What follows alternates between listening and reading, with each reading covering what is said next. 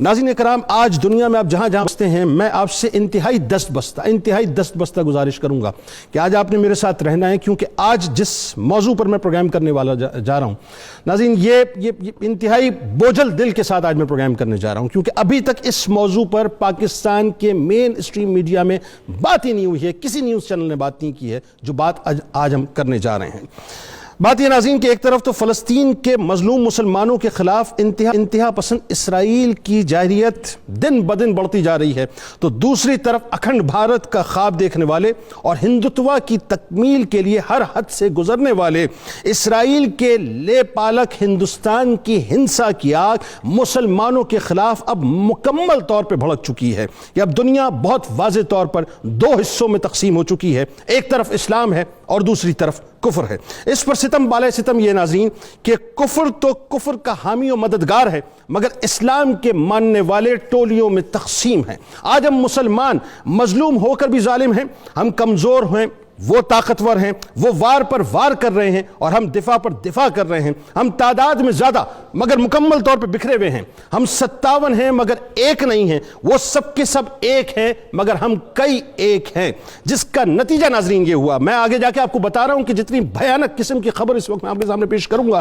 کہ آپ کا دل اس وقت ہل کے رہ جائے گا کہ ابھی ہم زندہ ہیں اس خبر کو دیکھنے کے بعد، یہ زمین پھٹی نہیں ناظرین، اس آسمان سے خون نہیں بہا، اور ابھی تک ہم اس بات کو سمجھنے کو تیار نہیں ہے کہ معاملہ ہمارے ہاتھوں سے نکل چکا، کہ جس کا نتیجہ فلسطین، کشمیر، شام، روہنگیا اور دیگر خطوں میں مسلمانوں کی تباہی، جس کا نتیجہ معاشی غلامی، دہشت گردی کے نام پر مسلم ممالک کی بربادی، توہین آمیز خاکوں کے ذریعے سے بار بار مسلمانوں کے جذبات کو مجروح کرنا،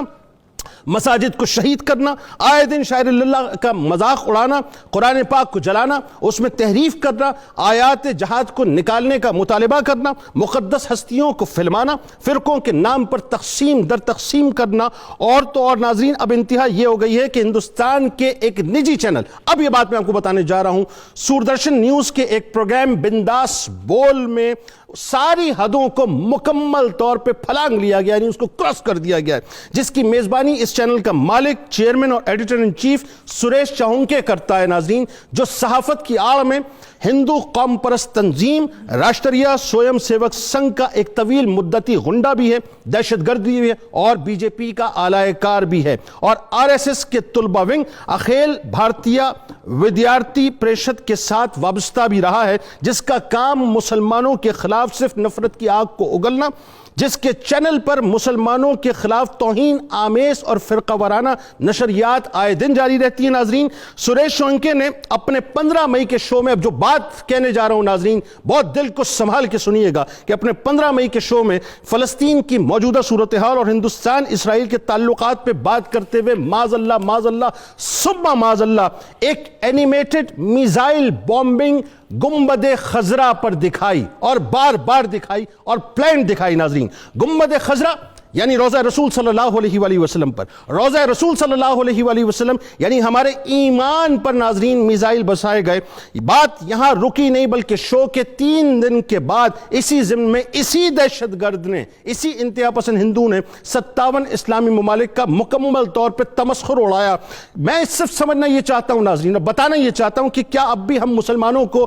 غیرت نہیں آئے گی؟ کیا اب بھی ہم اپنی خوابگاہوں میں مکمل طور پر سوتے رہیں گے؟ کیا اب بھی ہم دنیا کی رنگینیوں میں الجھے رہیں گے؟ کیا اب بھی ہم اقتدار کی خاطر، کرسی کی خاطر حکومت کی ہوس میں مبتلا رہیں گے؟ کیا اب بھی ہم عیاشیوں کے درمیان گھرے رہیں گے؟ کیا اب بھی ہم اپنے ملک کی معیشت کا سوچیں گے؟ کیا اب بھی ہم ایک دوسرے کا انتظار کریں گے؟ کیا اب بھی ہم مصلحت پسندی کا، ڈر کا، خوف کا چولا اوڑے رکھیں گے ناظرین؟ کیا اب بھی وقت نہیں آیا کہ امت دنیا کو یہ بتائے کہ صاحب یہ فریڈم آف ایکسپریشن نہیں ہے، بلکہ یہ تو فریڈم آف ٹیررزم ہے، جو اب مکمل طور پر ناقابل قبول ہے۔ گنبد خضرا پر تصوراتی حملہ مسلمانوں کے لیے صرف ریڈ لائن نہیں ہے، بلکہ گنبد خضرا دنیا کے تمام مسلمانوں کی زندگی اور موت کا مسئلہ ہے۔ مجھے یاد ہے ناظرین، وہ جملے مجھے بار بار میری سماعتوں میں گونجتے ہیں کہ طیب اردوغان نے بالکل صحیح کہا تھا کہ اگر فلسطین پر نہ اٹھے تو بات مدینہ پاک تک اور مکہ پاک تک جائے گی۔ ہماری مصلحتوں نے ہمیں اس مقام پر لا کر مکمل طور پر کھڑا کر دیا کہ اب وہ کھل کر گنبد خضرا پر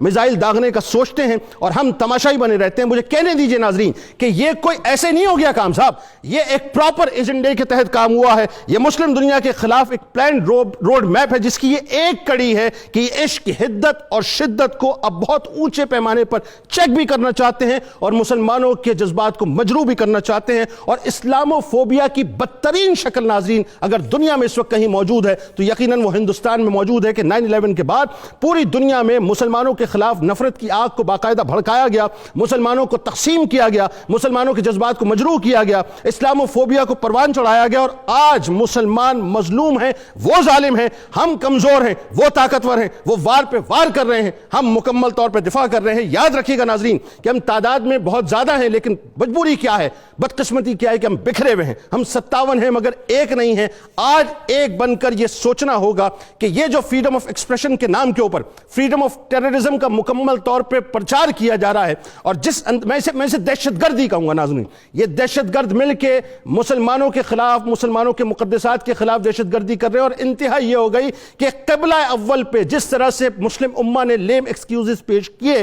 آج معاملہ بڑھتے بڑھتے بڑھتے بڑھتے یہاں تک آ گیا کہ ان کی جرت کیسے ہوئی صاحب. میں یہ پوچھنا چاہتا ہوں تمام لوگوں سے, تمام مسلمانوں سے اس وقت جو مجھے دیکھ رہے ہیں اور سن رہے ہیں کہ 57 اسلامی ممالک موجود ہیں صاحب, 1.5 ارب کے قریب ہماری آبادی ہے, 1.5 ارب کی آبادی مسلمانوں کی پوری دنیا میں ہے. اور عالم یہ ہے کہ گنبد خضرا جو ریڈ لائن سے بھی آگے کی بات ہے, جو ہمارے ایمان کا مسئلہ ہے, آج ہندوستان کا ایک نجی چینل کھڑے ہو کر اس پر اینیمیٹڈ میزائل بومبنگ کرتا ہے. یہ جرت ان کے پاس کیسے آ گئی؟ اس کا مطلب یہ ناظرین کہ اب صورتحال کچھ اور ہونے جا رہی ہے جس کے لیے مسلم امہ کو بیٹھ کے باقاعدہ تیاری کرنا ہوگی.